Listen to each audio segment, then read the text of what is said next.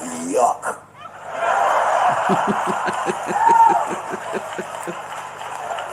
You know, sometimes I just want to read some stats.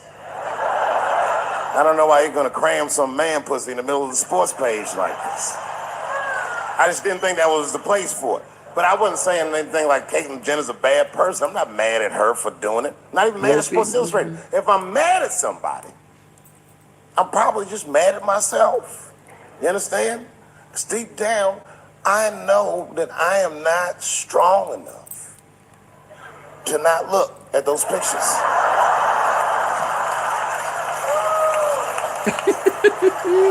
And I don't think I'm ready to see what she's trying to show me. She's trying to show you that thing. God damn it, if you go through with this thing, bitch, you better go hard or go home. I want you to go all the way. Hustler style. Do you know what hustler style means, miss? That means spread the lips.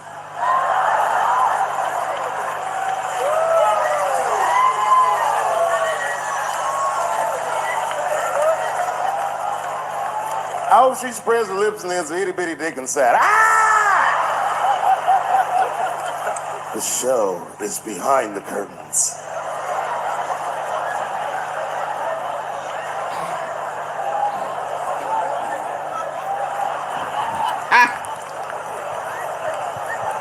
I don't know what I said that upset that person.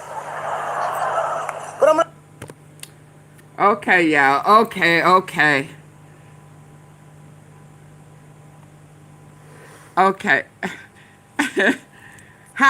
I did all right with that.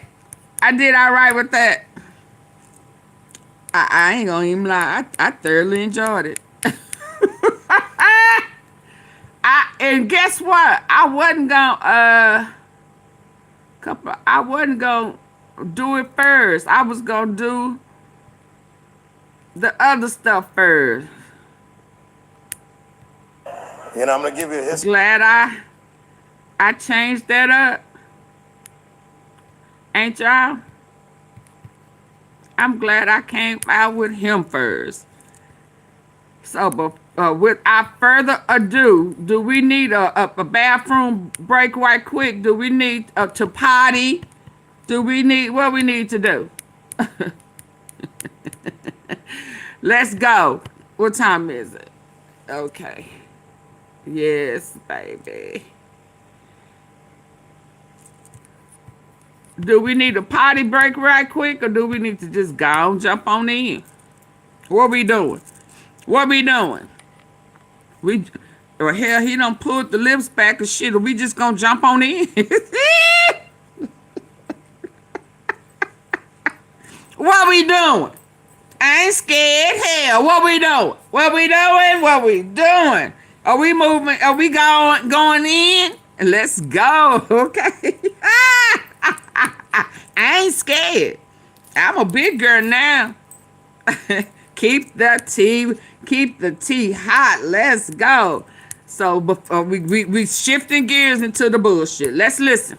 Access, because access is how power teaches people to whisper. We watch patterns, we track the tells, and when where did you start? We are anonymous. We do not chase access, because access is how power teaches people to whisper. Okay, we watch patterns, we track the tells, and when a leader starts talking like other nations are property, we speak. What just happened with Venezuela is not a normal foreign policy dispute. Now, as I said, the big development this moment is that the vice president of Venezuela... It is a real-time humiliation of Donald Trump on live television. And it is spreading fast because it exposed something bigger than one speech. It exposed the arrogance, the improvisation, and the appetite for control that Trump brings into every crisis. And this time, the stakes are not a press cycle. The stakes are lives. Here is the sequence in plain language. Trump and his inner circle announced that Venezuela's president, Nicolas Maduro, had been captured by United States forces. The nose at President Trump after he announced the capture of President Nicolas Maduro by U.S. military forces overnight,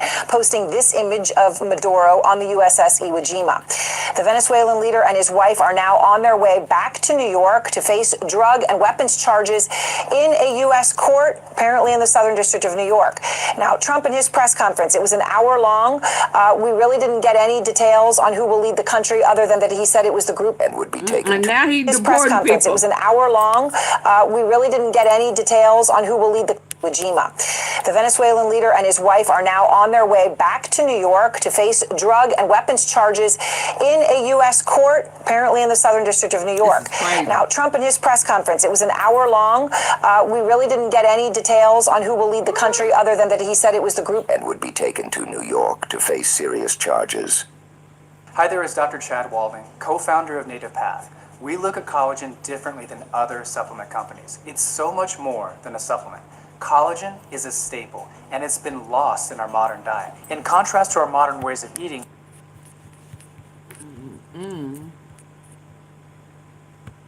Trump then stood in front of cameras and talked, as if the country was already under American management. He implied that his team would run the transition. by military officials and other power brokers in Venezuela, calling Maduro's capture a kidnapping, demanding That they would not simply remove Maduro and leave, and that Venezuela's leadership would do what the United States wanted. his immediate release, and saying that Venezuela will not be a colony of the United States. A defiant move, given that Trump has said his team's running the country and that she's doing everything they want. He described the Vice President Delcy Rodriguez as if she were a figure who would roll over on command.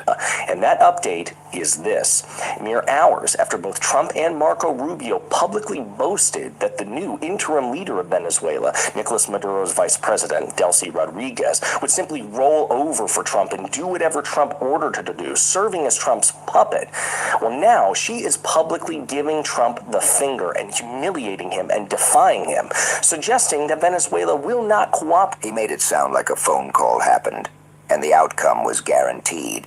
Trump was asked directly how he foresaw working with the vice president of Venezuela, who had been appointed by Maduro. That united front directly contradicted Trump's claim that the United States would run Venezuela, especially given that the White House and Pentagon officials said that the U.S. forces had already withdrawn from the nation.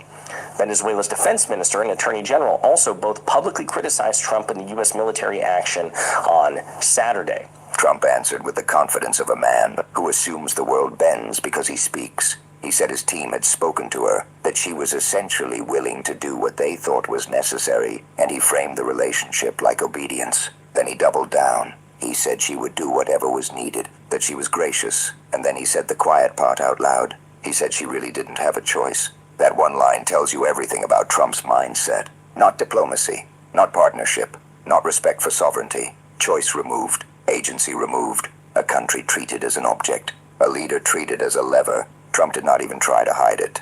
And then the other shoe dropped immediately. Within hours, Rodriguez appeared on Venezuelan television for the first time since the capture, flanked by military officials and other power brokers. She did not sound like a puppet. She did not sound like a collaborator. She did not sound like a leader willing to do what Trump demanded. She called Maduro's capture a kidnapping. She demanded his immediate release. And she declared that Venezuela would not be a colony of the United States. That is the moment that went viral, because it was the cleanest possible contradiction. Trump said she would do whatever he needed. She went live and said the opposite. Trump said she had no choice. She went live and asserted choice, control, and defiance. Trump said his team would run Venezuela. She went live beside the state's security apparatus and declared she was in charge, presenting a united front and signaling that the machinery of the regime would resist. Where it's going or how it will finish. And what we saw from the Venezuelan vice president right now is that she is not towing the Trump administration's line. President Trump said 2 hours ago that she was on board, that she will, quote, do whatever we want. And she's reminding us that, no, actually, she's the head of a regime that is pro-Maduro. She's actually one of his henchmen, and she's going to stand up for her interests, her regime's interests. And this is what Trump never understands about coercion. Even regimes you dislike can rally around sovereignty when they are threatened. Even factions that hate each other can unify when an outside power tries to impose a script. Hegseth and Rubio are going to be running Venezuela, and will you be sending in U.S. military troops to provide? That's working with the people of Venezuela to make sure that we have Venezuela right. Because for us to just leave, who's going to take over? I mean, there is nobody to take over. You have a vice president who's been appointed by Maduro, and right now she's the vice president, and she's, I guess, the president. She was sworn in as president just a little while ago. She had a long conversation with Marco, and she said, we'll do whatever you need. I think she was quite gracious, but she really doesn't have a choice. We're going to have this done right. We're not going to just do this with Maduro, then leave like everybody else leave and say, let it go to hell. Trump treated Venezuela like a business takeover. But countries are not companies, and people are not board members you can fire. Now look at how dangerous Trump's framing is. Trump did not present this as a limited action with a clear legal framework and an exit plan. He talked like this was the start of a long-term project. He talked about American oil companies. He talked about multiple waves. He talked about the possibility of boots on the ground. In other words, he spoke like a man preparing the public to accept occupation, not a man focused on negotiation. So when Rodriguez went on television and accused the United States of aggression under false pretenses and regime change, she was not only speaking to Venezuelans, she was speaking to the international community. She was building a narrative that casts the United States as an invader and casts the regime as a victim of imperial seizure. She tied the motive to resources, energy, minerals, natural wealth, whether you believe her or not. That framing is powerful because it plays into a century of history across Latin America where outside intervention and resource extraction left scars. Trump handed her that weapon by talking publicly about oil and by talking publicly about running Venezuela. When you speak like a conqueror, you invite the world to treat you like one. And that is why this is spreading. People are watching a president boast about control and then get defied on camera. They are watching the gap between Trump's fantasy and reality. They are watching the incompetence of announcing outcomes before the situation is stable. They are watching a man who cannot tolerate being embarrassed, now facing an embarrassment that cannot be deleted. This is not just about a clip. It is about what the clip reveals. Trump's approach to foreign policy has always been personal. He does not see nations as complex societies. He sees them as arenas for dominance. He speaks in the language of loyalty and submission. He measures success by who appears to obey. That is why he praised authoritarian strongmen and mocked democratic allies. He wants the world to look like a stage, where he can stand in the center and everyone else plays supporting roles. But Venezuela just refused to play that role. Here is the hard truth. Rodriguez is not a new face from a new democratic movement. She is part of the same regime structure. She is not suddenly a hero. She is defending her political survival and the survival of the power system she represents. But that is exactly why Trump's claims were so stupid. Of course she would not go on television and thank the United States. Of course she would not announce compliance while standing beside the military and the national security establishment. Of course she would assert legitimacy, assert continuity, and assert resistance. That is what regimes do when they face an existential threat. Trump either did not understand that or he understood it and lied anyway. And both possibilities are terrifying. If he did not understand it, then the United States just launched a crisis based on ignorance, ego, and wishful thinking. If he understood it and lied anyway, then he launched a crisis while knowingly misleading the public about how hard the next steps would be. Either way, this is how disasters begin, with certainty on a podium and chaos on the ground. Now consider the practical consequences. When Trump announces that Maduro is captured and removed, he creates a vacuum. Vacuums invite power struggles. They invite violence. They invite retaliation. They invite sabotage. And when an acting leader goes on television and calls the capture a kidnapping and refuses to cooperate, it raises the risk of escalation. It raises the risk of domestic crackdowns inside Venezuela. What she perceives as the Venezuelans' interest. Now, on the one hand, what else is she going to say, right? She's not going to say, oh, it's great that the U.S. attacked. But on the other hand, it seems like this is the very beginning not only of what's going to be surely a messy period in Venezuelan politics and society, but also a very complicated negotiation going forward. It raises the risk of attacks on opposition groups accused of collaborating. It raises the risk of fractures within the security forces as different factions calculate who will survive. Trump does not talk about any of that. Trump talks about control. Trump talks about running the country. Trump talks about resources. Trump talks about installing a new order as if it is a renovation project. And here is the most reckless part. Trump's words make negotiation harder. If you want a transition, you need legitimacy. You need internal buy-in. You need an exit plan. You need the ability to claim that the country is not being turned into a puppet. But Trump keeps saying puppet things. He keeps saying she has no choice. He keeps implying American management. He keeps turning the story into a domination fantasy, and that is the kind of messaging that forces the other side to harden publicly, even if they might have been willing to negotiate privately. In other words, Trump is manufacturing resistance, and when a leader manufactures resistance, he then uses that resistance as justification for more force. That is the trap. First you declare control, then you get defiance, then you claim you must escalate because the other side is refusing. It is a loop designed to build momentum toward military action. That is why this is so dangerous. Trump cannot tolerate being defied. He will take this personally. He will frame it as disrespect. He will talk about strength. He will talk about finishing the job. He will talk about not leaving until it is done right. And the public will be asked to accept steps that would have been unthinkable under any sane leader. Now zoom out. Look at the optics. The United States president announces a capture, posts images, boasts about control, and then gets contradicted by a live broadcast from the acting leadership of the country he claims to be running. The acting leader delivers her address beside senior officials, signaling that the apparatus of state power remains in place. She calls Maduro the only president, and insists legitimacy remains anchored to him. Meanwhile, Trump's narrative of a smooth interim partner collapses in front of the world. So what does Trump do next? He has two options, and he is terrible at both. Option one is restraint. He could admit he overstated. He could pivot toward diplomacy. He could stop talking like Venezuela is a colony. He could stop talking about oil. He could stop talking about management and start talking about sovereignty and stability. He could admit that transitions are complex and that force has limits. But Trump does not do humility. Trump does not admit error. Trump does not come.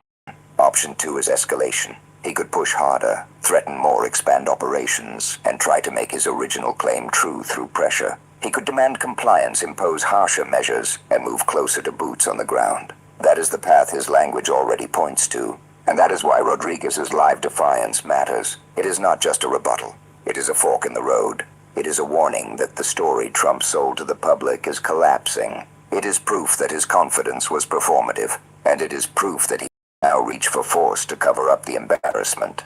This is what Trump does. He makes chaos, then he claims he alone can fix it. He creates the crisis, then he markets the solution. He breaks systems, then he demands gratitude for controlling the wreckage. But Venezuela is not a campaign rally. Venezuela is not a television set. Venezuela is a country of real people who will pay the price for every reckless decision made for ego and optics. So understand what you just witnessed. A president claimed a foreign leader would obey. A foreign leader went live and said no. A regime presented unity and called the action kidnapping. A narrative of occupation and resource seizure entered the global conversation. And Trump, humiliated, is now the most dangerous kind of man. A man who believes being defied is a challenge to his identity. We are anonymous. We do not celebrate regimes. We do not romanticize dictators. We do not pretend this is simple. We are watching a president play with fire, and we are watching a country reject being treated like property. What happens next will depend on whether Trump chooses restraint or chooses escalation. But his own words already tell you which direction he prefers. Yep. Hold on. Not calm down. To uplift Americans on Medicare, his first Divine Act gives Medicare Americans a major new... Option two is escalation. He could push harder, threaten more, expand operations, and try to make his original claim true through pressure. He could demand compliance, impose harsher measures, and move closer to boots on the ground. That is the path his language already points to. And that is why Rodriguez's live defiance matters. It is not just a rebuttal. It is a fork in the road. It is a warning that the story Trump sold to the public is collapsing.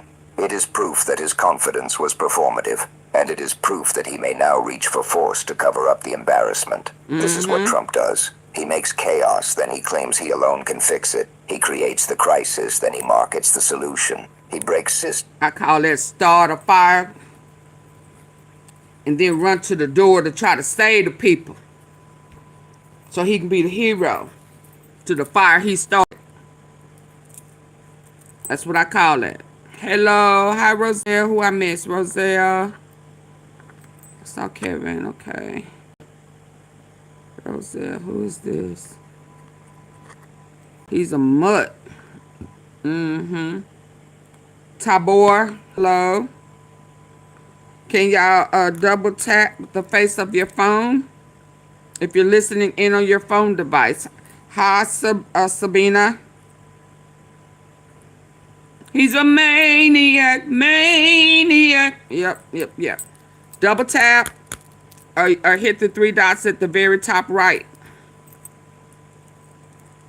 All hell is breaking loose. I'll catch you up.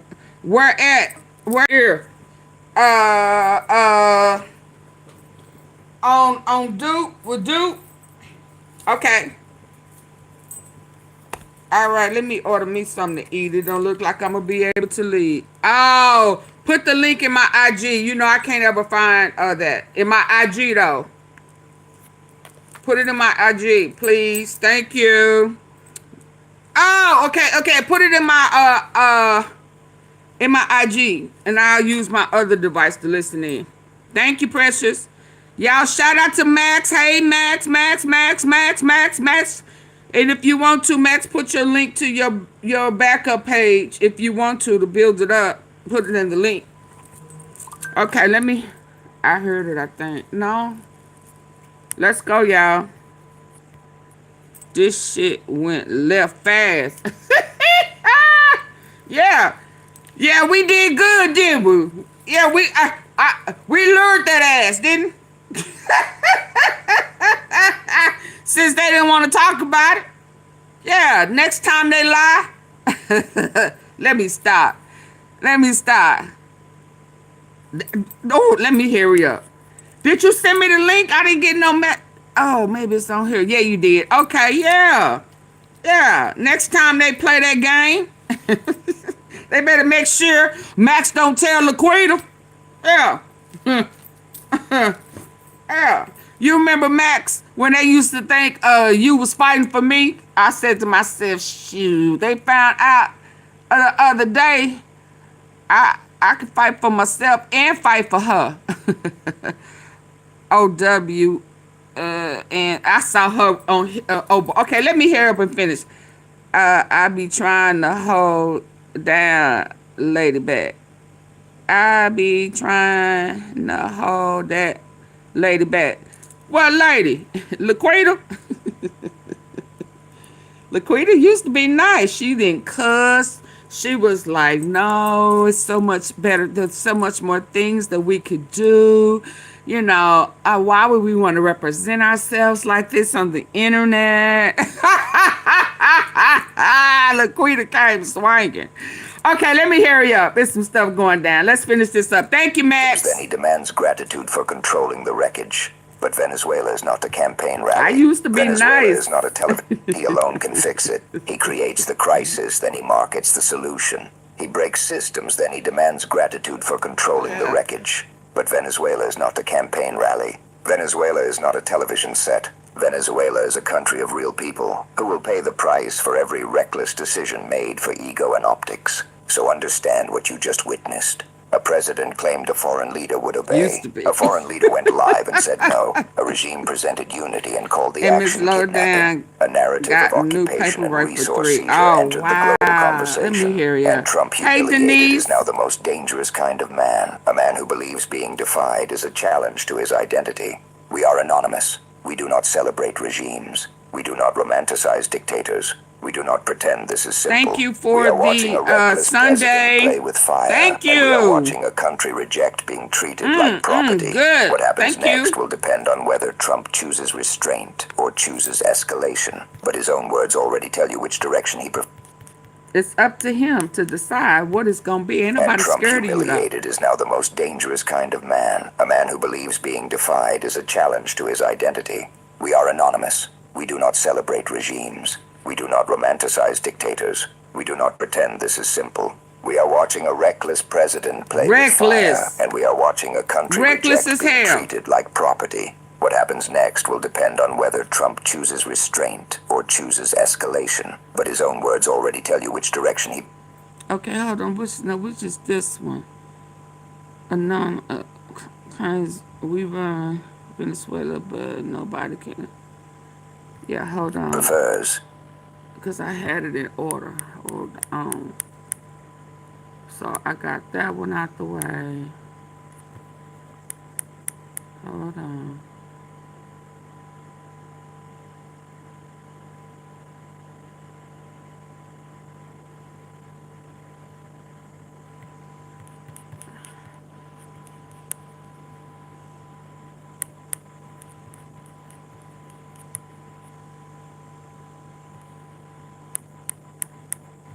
Let me try this one.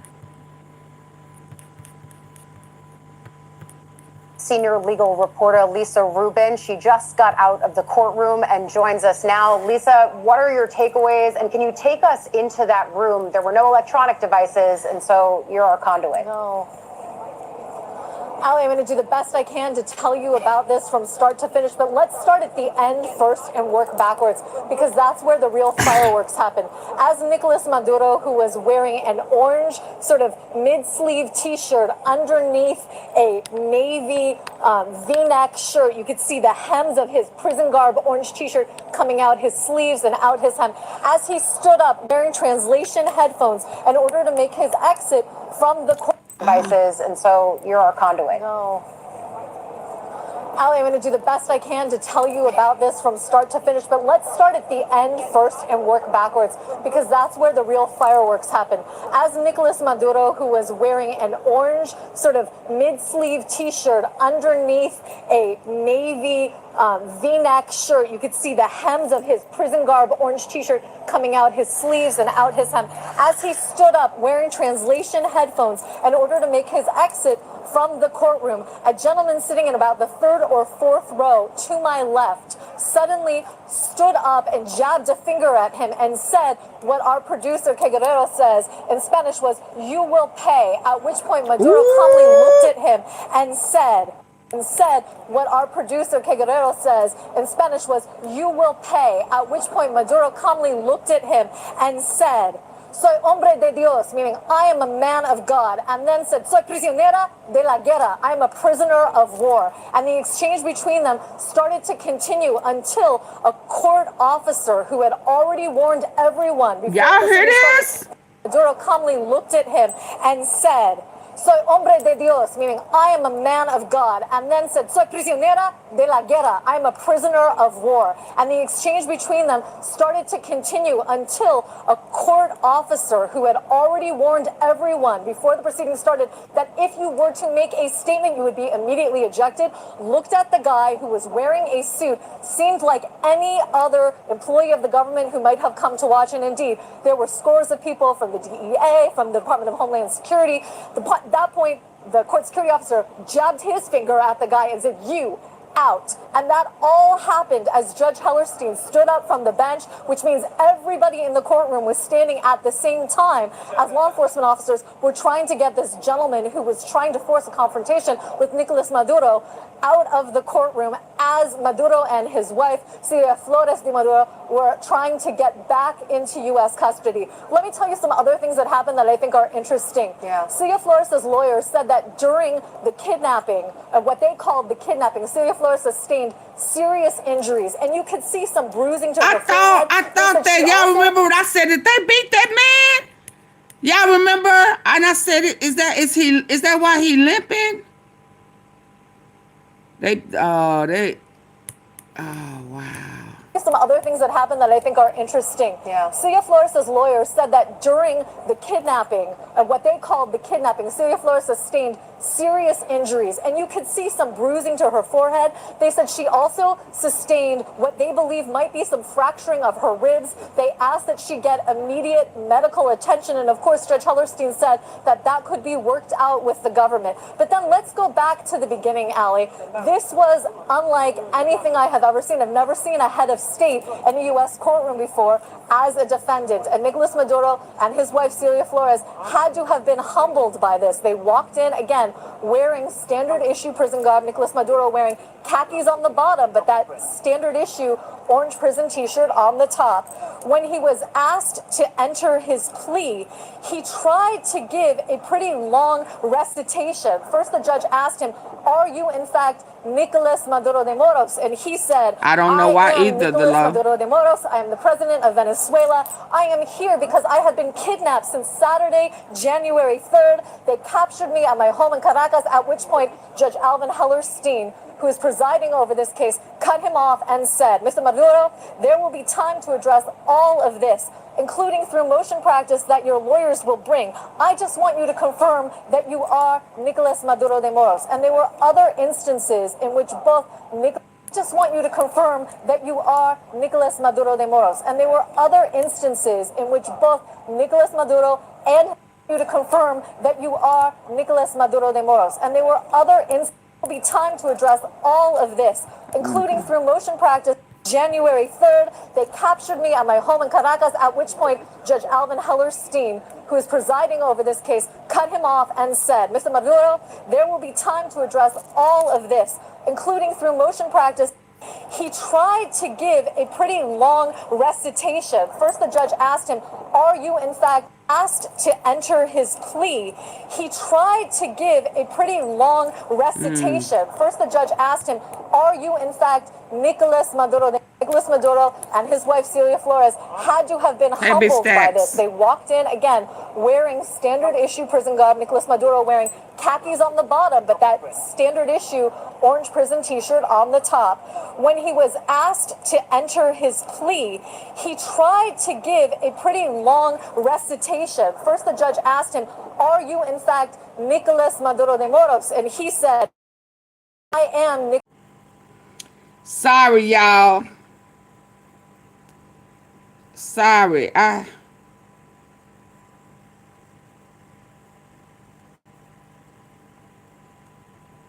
Okay, I forgot. I didn't have the phone charger. Let's go. Bottom, but that standard issue orange prison t-shirt on the top. When he was asked to enter his plea, he tried to give a pretty long recitation. First, the judge asked him, "Are you in fact Nicolas Maduro de Moros?" And he said, "I am Nicolas Maduro de Moros. I am the president of Venezuela. I am here because I have been kidnapped since Saturday, January." Off and said, "Mr. Maduro, there will be time to address all of this, including through motion practice that your lawyers will bring. I just want you to confirm that you are Nicolas Maduro de Moros." And there were other instances in which both Nicolas Maduro and his wife Celia Flores attempted to have their say in court.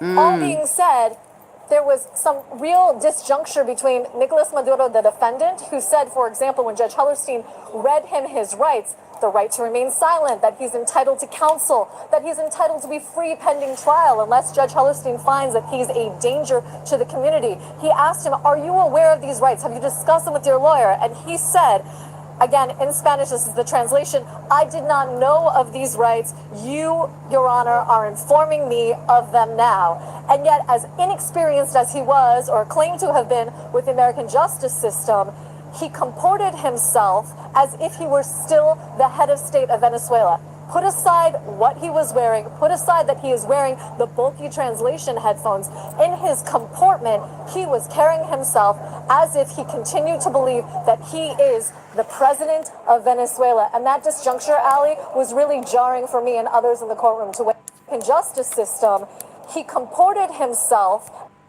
of them now. And yet, as inexperienced as he was, or claimed to have been, with the American justice system, he comported himself as if he were still the head of state of Venezuela. Put aside what he was wearing, put aside that he is wearing the bulky translation headphones. In his comportment, he was carrying himself as if he continued to believe that he is the president of Venezuela. And that disjuncture, Ali, was really jarring for me and others in the courtroom to witness today.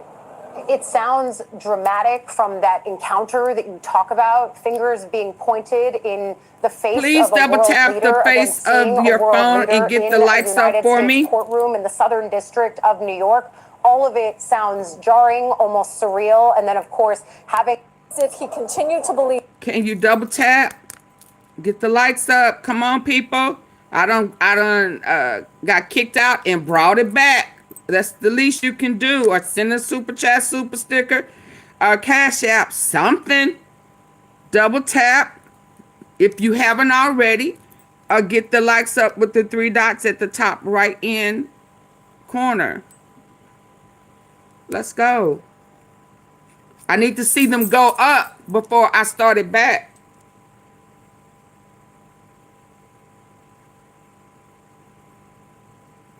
Oh, y'all not gonna hit the like button?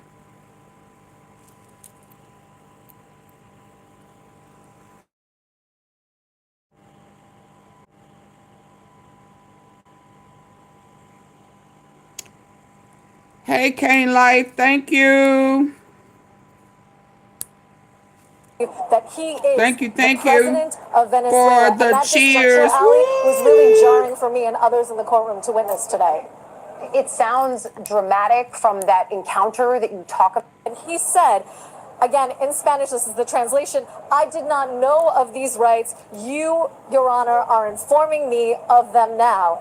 And yet, as inexperienced as he was, or claimed to have been, with the American justice system, he comported himself as if he were still the head of state of Venezuela. Put aside what he was wearing, put aside that he is wearing the bulky translation headphones.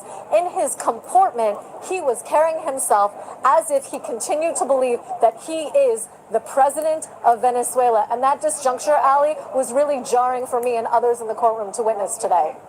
It sounds dramatic from that encounter that you talk about, fingers being pointed in the face of a world leader. Again, seeing a world leader in a United States courtroom in the Southern District of New York. All of it sounds jarring, almost surreal. And then, of course, having that confrontation on top of it is stunning. I wonder, in terms of tangible next steps, what was laid out from the court? You know, we've talked a lot about trial dates and how they can be flimsy and just kind of initial markers, but did they even put one out here for this? Now streaming on Hallmark Plus.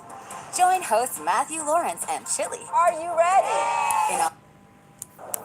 No, we did not even get that far. Not only do we not have a trial date, we don't even have a motion schedule. And that's because the defense said that they thought it was too early to even have a motion schedule. They anticipated that motion practice in this case, as Barry Pollock, who represents Nicolas Maduro today, said, would be substantial and voluminous. But at this point, he said he wanted the benefit of seeing some discovery before they even set a motion schedule. The other thing I want to tell you, though, is that Mr. Pollock sort of prefaced what some of those motions might be like. He said, as the head of a sovereign state, there are certain privileges and immunities that will attach themselves to Mr. Maduro. He said also there are going to be motions about the legality of his abduction. And that's, of course, in addition to some of the standard issue motions that any criminal defendant would bring. For example, about the adequacy of the charging instrument. Is there enough information in these charges to adequately apprise Nicolas Maduro of what the United States is charging him with? For example, Ali, in these charges, there are 2 firearms charges, one having to do with the possession of firearms or destructive devices, another with a conspiracy to possess those firearms and destructive devices. But there's no substantive allegations about when and how Nicolas Maduro and Celia Maduro and the other defendants actually had those firearms within their possession. There are other places where the indictment is also noticeably flimsy. And so Barry Pollock basically setting expectations today.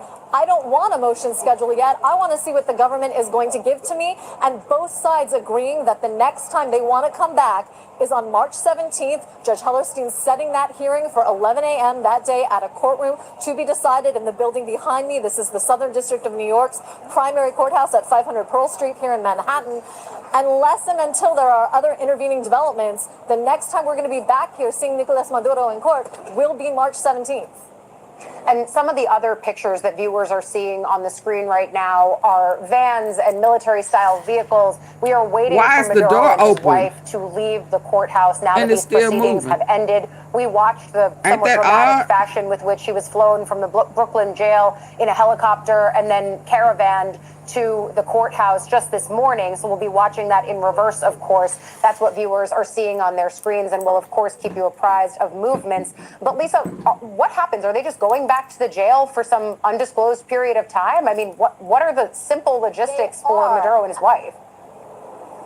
So Maduro and his wife will be returned to the Metropolitan Detention Center in Brooklyn. You may know, Ali, that adjacent to this Southern District Courthouse behind me is something called the Metropolitan Correctional Center that was so he shut gonna be down hanging by the out with Department of Diddy Justice in or around 2021 in the wake not only of Jeffrey Epstein's death, but a number of other irregularities, including overcrowding, unsanitary conditions, and some staffing issues, meaning there were staff that were charged with various crimes, including in connection with Jeffrey Epstein's death.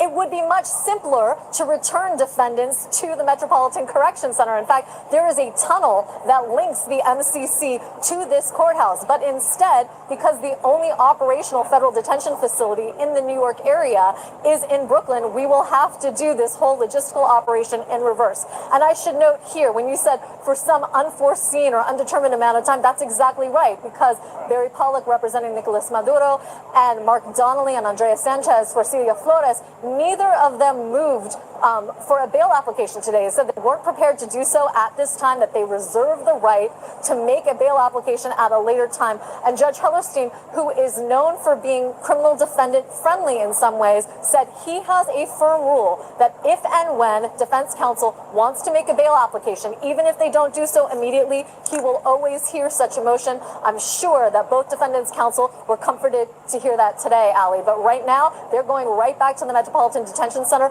for that undetermined amount of time. Oh, wow. Oh, wow. Hold on. Well, that was a lot. Oh, my God. He said, I am Nicolas. Hold on. Let's see what I got next. Hold on. There's a lot going on, y'all. Y'all just don't know. Let me hear this. I had them lined up today, this time. Come on. Fact that Nicolas Maduro and his wife were arraigned in... Let me see something. Okay. Well, you know the fact that Nicolas Maduro and his wife were arraigned in New York, Manhattan today in federal court, Southern District of New York, in front of Judge Alvin Hellerstein. He's senior status judge, 90 years old, who's been opposed to Donald Trump before. That and his lawyers having pled not guilty was not a surprise. But I do want to prepare our audience here on Legal AF as we move into this bit of a global world about the likely defenses that the defense team is going to use and kind of kibitz a bit about whether they're going to be successful and what the government is going to use as a playbook. We already have a playbook from about 36 years ago, and that is the takedown of Panamanian strongman dictator Manuel Noriega by the first George H.W. Bush. That was also done with a military operation because he was an alleged drug trafficker. He was captured after a firefight, extradited or kidnapped, and brought into Miami. Eventually, all of his defenses were rejected by the various courts, and he was convicted of a 40-year sentence, very similar to what the president of Honduras received for his role in drug trafficking that Donald Trump just pardoned. But the interesting thing here I want to focus on is immunity as a defense. Isn't it ironic that a president who and a candidate who used immunity given to him by the United States Supreme Court to avoid criminal prosecution is going to have his Department of Justice fight against head of state or sovereign immunity that is ultimately going to definitely be raised by Maduro? I'm Michael Popak. You're on Legal AF on Monday. Lots to catch up on. And later today on Substack Live and probably a video, I'm going to have Adam Klasfeld of All Rise News join me because he's in the courtroom, was in the courtroom for the arraignment to pick up any kind of color from in and around the courtroom. She may be in a briefing to our audience. Let's get to Maduro. In this whole Let's go through the things from the Manuel Noriega saga Ooh, that are Lord, what's likely wrong with going his to skin? establish, based on the precedent in case law, U.S. versus Noriega or Noriega versus U.S., that's going to be used against Maduro. Doesn't matter whether one was in Miami and the 11th Circuit. A lot of these principles went up to the United States Supreme Court and will be used by the prosecutors in the Southern District of New York. I think he stays in New York, first of all. I don't think they try to bring him to Miami. They're going to let Jay Clayton, the acting or interim U.S. attorney in New York, who's a friend of Donald Trump, a golf buddy of Donald Trump's, take this lead here. He had previously been in the head of the Securities and Exchange Commission, and he had been in the Southern District of New York. So he's not in the category of unqualified U.S. attorneys the way that Donald Trump's others like Lindsey Halligan or Alina Habba are. So that's on, and he'll put together a team. Probably a combination of him, some people from Main Justice, but mainly whatever's left in the wreckage of the Department of Justice in the last year. Not a lot of talent left. He'll have to scramble here. First argument I know that Maduro is going to try to raise is he's going to argue something about the invasion, that it violated international law and conventions and sovereignty. To speak based on the Noriega case, I doubt that this is going to fly with Judge she know that? Or with the Second Circuit Court of Appeals that sits in New York as well, as any kind of defense to this criminal case. He's charged. But so you saying a wife can't be charged for aiding and abetting? A now unsealed superseding indictment, along with people in his immediate family and those in his entourage, with corrupt drug trafficking, narco terrorism, and conspiracy related to that. Like a conspiracy. With details in the indictment, and cocaine importation conspiracy, narco terrorism conspiracy, and possession of machine guns and destructive devices. So how terrorism conspiracy and possession of machine guns and destructive devices. So indictment and cocaine importation conspiracy, narco terrorism conspiracy. Okay, but we talking about destructive devices. He wasn't supposed to be he ended up ejected from his house either. So the laws and the proper protocol, all of that's out the window. And it's not something that gets raised. He was only supposed to be dates that are set for the motion to dismiss the indictment. The warrant, all of this stuff they doing is all out of order. The second one he's obviously going to raise is head. They not following the rules, which is very similar, if not identical, to the immunity that the United States Supreme Court granted to Donald Trump and all other presidents for their official acts. Only things that fall into the category of personal conduct that only benefits them with no tangential connection to the government or politics would fall outside of immunity under the United States Supreme Court interpretation, and certainly as they would apply head of state immunity. But he's going to argue, I was the duly elected head of a state, even though you say I committed drug trafficking, whatever I did was for the benefit of the people of Venezuela as part of Venezuelan politics and government. And therefore, even though I might have put some money in my pocket, or I didn't put some money in my pocket, is of no regard. My sovereign immunity, my presidential immunity should be respected. It's all illegal. Interesting, especially since you got Donald Trump on the other side, who's like, I had immunity once for crimes that I committed. Right. Think of the oddity, the lack of moral heft and authority for this Department of Justice. Many of the lawyers at the senior level, once Donald Trump's criminal defense team, for the immunity decision, all the way up to John Sauer, who's the number 4 in the Department of Justice and the head of the Office of Solicitor General, who argued the case in the United States Supreme Court. Now he's got to turn around and say, well, this is different than U.S. versus Trump. The fact that U.S. versus Trump even has to be mentioned in the briefing, it just shows they don't want to talk about U.S. sunk against as Trump. A democracy and a constitutional republic. That the president's own case law will be attempted to be used against him in favor of this captured drug trafficker. Just crazy. So I don't think he's going to win on head of state immunity. They're going to find a way to argue, he lined his pockets, there's money, billions of dollars that went to himself and to his family. This was all for personal gain, had nothing to do with being the head of state or nothing to do with politics or political change. Now, to help his cause and his argument, you've got all the quotes coming up off of Sunday morning talk shows from Marco Rubio and from Donald Trump.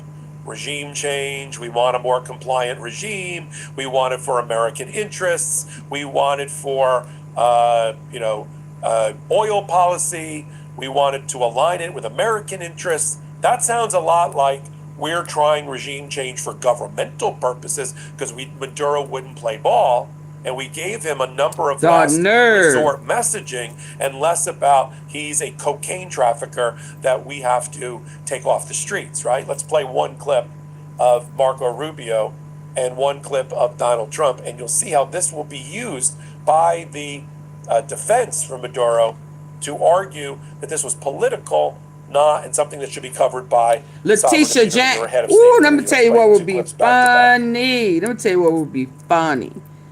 If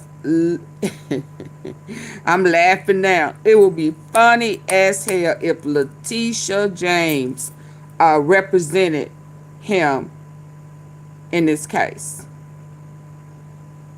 For him to get off. That would piss Trump the fuck off. Oh, he'd be mad. Oh, he'd be mad if she took this case on herself. Oh, wow. Wow. To show how he illegally do everything. Charging her and Comey, baby, just go down the line. And he's a convicted felon. I prosecuted him. Ooh. That's who need to take on this. Okay, and I know she ain't supposed to. But that would be cold. That would be cold-blooded. Let's listen. But right now, we have to take the first steps, and the first steps are securing what's in the national interest of the United States and also beneficial to the people of Venezuela. And those are the things that we're focused on right now. No more drug trafficking, no more Iran, Hezbollah presence there, and no more using the oil industry to enrich all our adversaries around the world and not benefiting the people of Venezuela, or frankly, benefiting the United States. The U.S. ends up administrating Venezuela for years, Well, it won't cost us anything because the money coming out of the ground is very substantial. You was going to pay to build a fence. The wall. Well, we want safety there. We want to be surrounded by countries that aren't housing all of our enemies all over the world. All the rules are out. You're right. You're right. What's the law? But we're going to be... I wish she would take it on. We're not spending money. To beat Trump again. Ooh, baby. And let that go down in history, since they always trying to rewrite it. Let that be a part of his legacy. Absolutely. That really needs to go down. Somebody needs to whisper that in her ear. Petition for that. To beat him at his own game again. Here come the N-word. Nick. The universal word is worldwide. It means the same for every last one of us, because y'all come from us anyway. Yeah. That would be legendary. Ooh, baby. Let's go. Take back the oil that, frankly, we should have taken back a long time ago. A lot of money is coming out of the ground. We're going to get reimbursed for all of that. We're going to get reimbursed for everything that we spend. So it's going to be a very important. This is a very important what took place last night. Very important we have to be surrounded by safe, secure countries, and we also have to have energy. Very important. We have to have energy that's real energy, not where they're getting 4% and 5% of the energy out of the ground. You take a look. It was such a disaster. So what's going to happen with Venezuela, I think, you always want to steal some, get something, and not pay for it. And the people of Venezuela will be the biggest beneficiary. Those are the main defense. There'll be others about process and procedure, about jurisdiction. But those are the main ones. They'll come up in a motion to dismiss on a briefing schedule established by Judge Hellerstein, who's keeping the case for now. If there's any changes, I'll let you know. He is senior status, but he did take the case. And he's been opposed Donald Trump before. Donald Trump tried to move and I think Hellerstein as a judge is important here. He tried to move Trump, his pending criminal case in New York, brought by the New York prosecutors, over to federal court, and Hellerstein took one look at it after an evidentiary hearing and said, this is about a private sexual matter, between Donald Trump and somebody who was whatever, in Stormy Daniels. This isn't presidential for immunity purposes or for federal officer removal purposes. So Hellerstein has been around the block, and he's no joke. He could have let the magistrate judge handle today's arraignment, but he said, I'm handling the arraignment. Making America So I great want to again, continue to MAGA. follow it all right here. I'm glad you're here on Monday on Legal AF. Now's the time. We're going to go global. Because Everybody the Trump who administration is has gone global in invested its violation in of international law and constitutional they principles. want So what is it? we're kind of dusting One off world global order, AF new world order. and expanding our coverage and bringing in some They new had commentators this for 2026 in the to agenda. support us. It was I'm supposed to running be a his second 20% off term. sale on Legal AF Substack. Hit it, and that will contribute directly. Okay, hold on. Yeah, this was supposed to happen before. What time is it? I'm gonna have to get ready to go. I haven't eaten no lunch or nothing inside the court. I don't need to see that one. Ooh, but something else just popped off. What is this one? Hold on, y'all. I think something else popped out.